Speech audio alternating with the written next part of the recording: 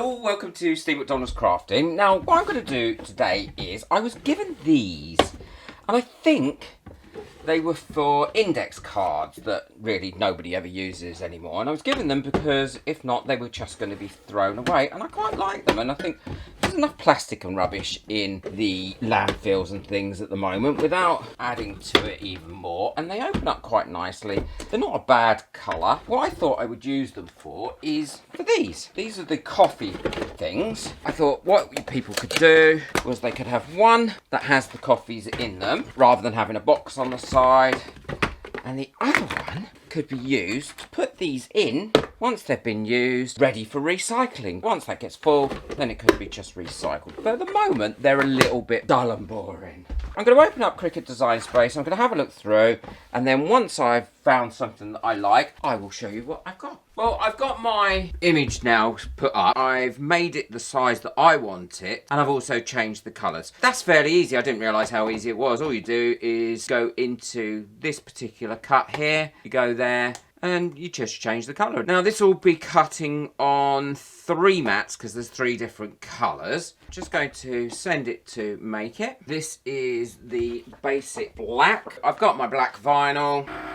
And there we go, that should cut it off. And once it's all cut, I'll weed it, and then I'll pop it on top of things, and I'll show you what I do then. I've got everything cut out now, and I haven't done everything onto a transfer sheet. I've only put the first bit on. I have worked out that I need to put it on in an order. I'm going to put the black on first, because this is what's going to give it all the outlines for everything. Hopefully that'll adhere down. Oh, I have got a couple of bubbles, but never mind. I will get rid of those any second now. Break those bubbles with my little thing. And I did wipe this down with alcohol before I put this on as well to get a really good seal. Yeah, they're flat enough. Well, they're as flat as they're going to be. And then the next bits I've got to put on are the blue bits. Actually, I have just worked out they do go on an order, but you have to watch each bit because I need that bit there. I know I'm not using any tape on these. I really should, but I'm not. And then I need that blue bit to cover that up so that gold highlight will show through. Mug. And one of the little steam bits coming off, the mug and the handle. Gold bit on there. That should just go on there like that. There's no bubbles under that bit.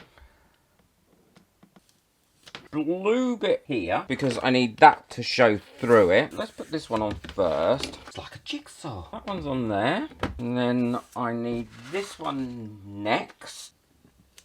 Then this one over the top of that, because I want that blue bit to show through. There, like that. Oh, yeah, it does show through, look. And then this blue kind of circle can go into the middle there. And then this bit goes on the bottom here.